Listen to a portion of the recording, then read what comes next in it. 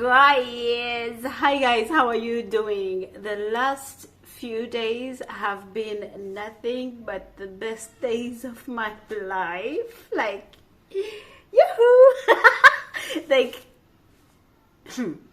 anyway, if it's your first time to see me, welcome to this world of mine. My name is Lynn Zabu, and please stay, please subscribe.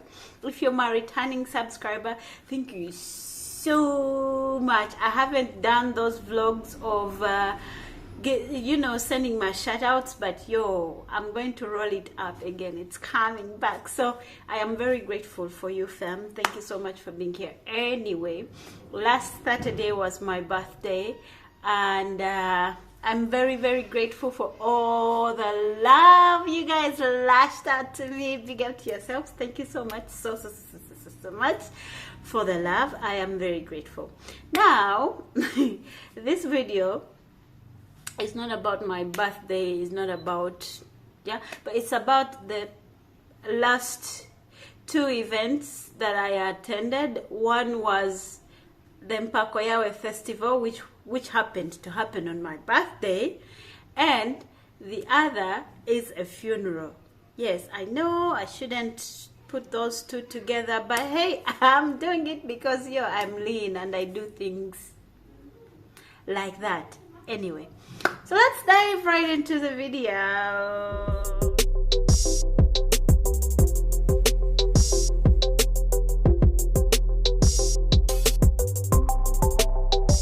Anyway, on my birthday, I wanted to go to another country. Like, I had made plans with a few of, I will not mention names, because if I start mentioning names, she will shoot me. Anyway, I had a trip planned with a few YouTuber friends of mine, in a particular order. Those who know the one that I had to go with, but she still changed her mind. So when my birthday came, I was like, this is not going to add up for me. So after all, I have that money that I was going to use for a trip, I can use it for something, guys. Something amazing is coming up. I am super proud of me. You wait. So instead of using that money for the trip, I said, okay, I can do the trip later, but this business first. And you guys are going to see the thing I'm talking about very soon. Not soon this month, I mean soon next month. Anyway, so the Mpako Yawe Festival, I come from Fort Portal, and where I come from, we have pet names, and those pet names are called Mpako. I wouldn't know how to say it in English, the Mpako bit, but I know a pet name is a beautiful name you give to your wife, to your husband, to your child, if you do not want to call them by their names. So in my culture, it is disrespectful to call elders by their names. So what they do, they give us pet names. And my name is Amoti, and there's other Mpakos like Arali, Aboki, Abwoli, Apuli, Abala. Like there are very many, but they're all given for you to have that kind of respect, that you are not going to be called by your name, but rather by the name that is being awarded to you, like the sweet, beautiful name that suits your character. So these pet names means things. I don't know if they, this generation is just coming up with those things. I don't know. But these pet names, mine means flower. Then there is one that means puskat, I think Aboli. Then there is, they find, how is my hair, by the way, and my natural look. 10 out of 10 minus nothing. Anyway, so my Mpako is Amoti. They give us the Mpako simply because they do not want us to call each other by names, especially calling elder people. Like if my sister is older, let's say my sister is 5 years older, whatever, I am not supposed to call my sister by name, or my uncle by name, or by my mom. I call them their pet names. Yes, so the previous, and this festival was accompanied by lots of customs and culture, and you know, it was a very big thing. So when a child was born, immediately you're born, the day they give you a name was the same day they give you a pet name. So that day they celebrated by making millet bread and mukaru, and a subway. One day when I get the time, like I promised Linda, shout out to yourself. I promised Linda that I would do a village video cooking for somebody in my village, but I did not get the time because my vet, the lady that I had left my puppy with, was on my neck, so I had to rush back to Kampala. So, but I promise you, I'm going to do the video and I'll show the rest of the world how we do shabwe and mukaru in my land. So it's a delicacy. A shabwe is a mixture of ghee and dry meat and mushroom, and it is like the most traditional thing to have in my culture, and it was very, it is beautiful. It wasn't just, but it is very, very beautiful. So it was a whole, there is a whole long story that comes with the pet name. And anyway, so it was a whole cultural event. Like when you're born, they give you a pet name, and usually they named you after your great grandparents or your uncle, whatever the case was. But it was very important they name you a name that means something, and then they would give you a pet name to put respect on your name. So it was a whole culture thing. So the last weekend was about this particular thing. That's why I've spent a lot of time explaining it. So they would make millet bread, they would make shabwe, they would call people. It was almost like a party, like not almost, it was always a party. When you're born, it was definitely a party. So I moved through and I tried to do the grinding of the millet by hand, and you have no idea how much memories I got back. Like, they look like fresh. Like, they looked like fresh. I could see my whole childhood right in front of me when I was doing the grinding.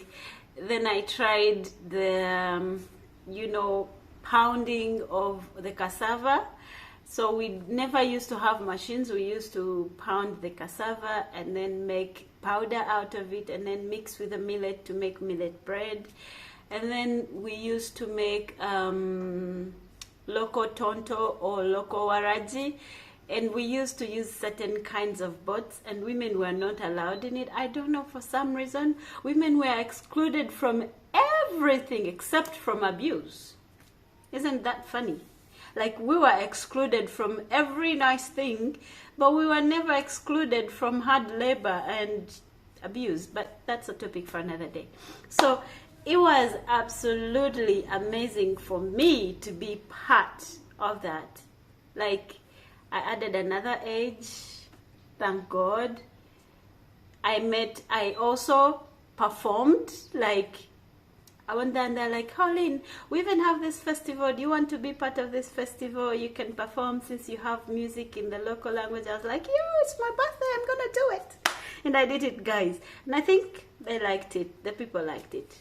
Anyway, that was just all about my birthday. There wasn't so much about it. But I enjoyed it, and yeah, birthday thing, that's it.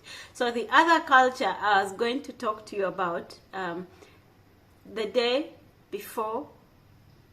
week before my birthday, my friend lost her grandfather, and of course she's my friend, so I went to be there for her, in her grieving time. But I was shocked. I'm sorry to be laughing, but I was impressed. Impressed is underestimate.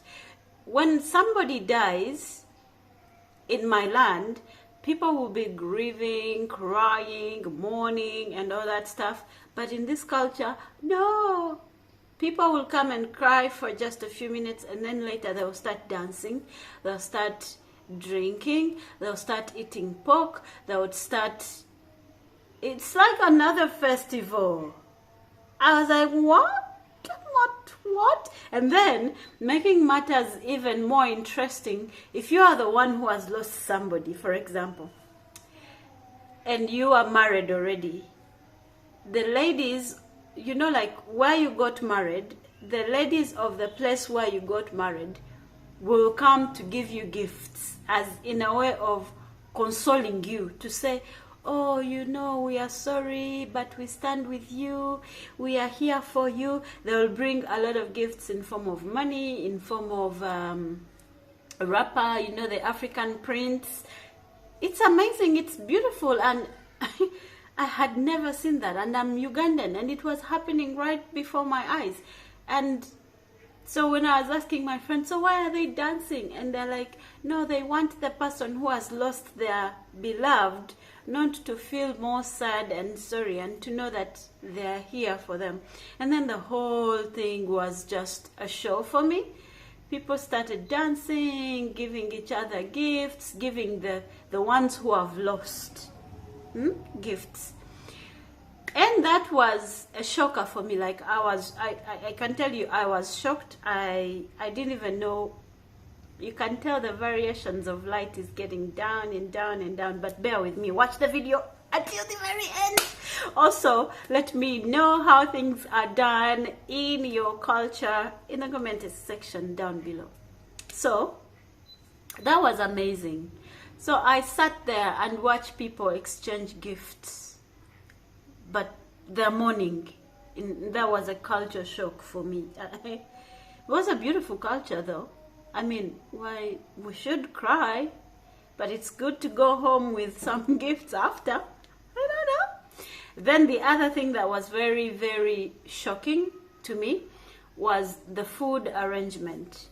You know, like people have specific groups, like each person, if you are 3 girls in that family, all of you must come with your people and sit them in a particular space, and you are responsible for cooking for them or for making sure they eat.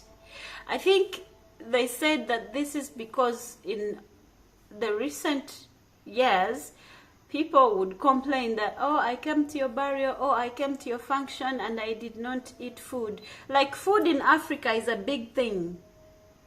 I'm telling you, if they come to your funeral and you have no food, that was not a funeral. If they come to your birthday party and you didn't cook, that was not a birthday party. If they come to your wedding and they miss food, that was not a wedding. So there must be food.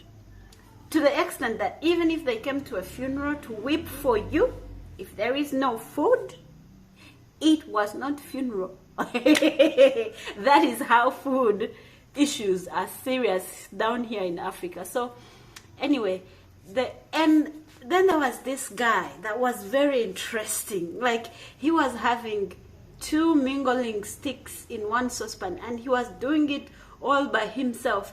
And I was like, yo, no wonder African men don't age. I mean, Africa at large, you know, we are blessed. I'm sorry, I have to show off. We never age. Like, I mean, look at me.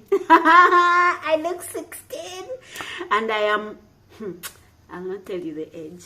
Anyway, so it was a very brilliant experience for me. Like, I saw things I never seen. It was a shocker, but very eye-opening. And I had first judged those people because where I come from, we all sit as a family, gather as a whole, and make sure everybody eats. And I had started judging them already, like, you guys, you're discriminative. Why are you doing things in secret like this? Why are you doing things like that?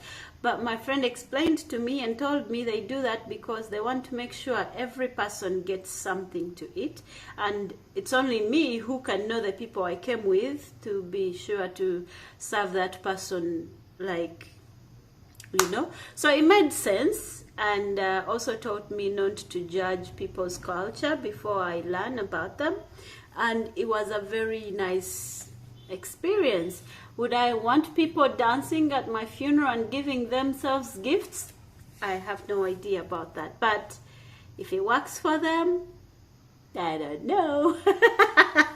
But anyway, the light is so much against me, and I don't want to put on a ring light and all that stuff because Emmy has given me some time. She's sleeping. Yeah, all I can say once again, thank you so much for the birthday wishes and for the gifts and for the advice. You guys, you're making me stay strong. Like, I'm not even kidding. Like, the strength you guys are giving me, like, I know I'm a drama queen, I'm a crybaby sometimes, but you people are like, no, keep going, you know, it's just YouTube. And guys, thank you so much. I don't take that lightly. But that being said, I'm starting to look like a cartoon. But I'm liking the way I look. I mean, my face is glowing. Don't you think? Don't you think? Anyway, I guess I'll catch you in another video. And please don't stop subscribing, don't stop liking, and don't stop commenting and sending me emails. I don't know, I should put my number up, maybe just in one video, for people who are truly interested in getting in touch with me to get in touch with me. So if you think I should put my number up for you to see, put your hand up in the comment section down below. And if you think I shouldn't put it, like put your comment and say no. Other than that, thank you so much for watching, and I'll see you next time.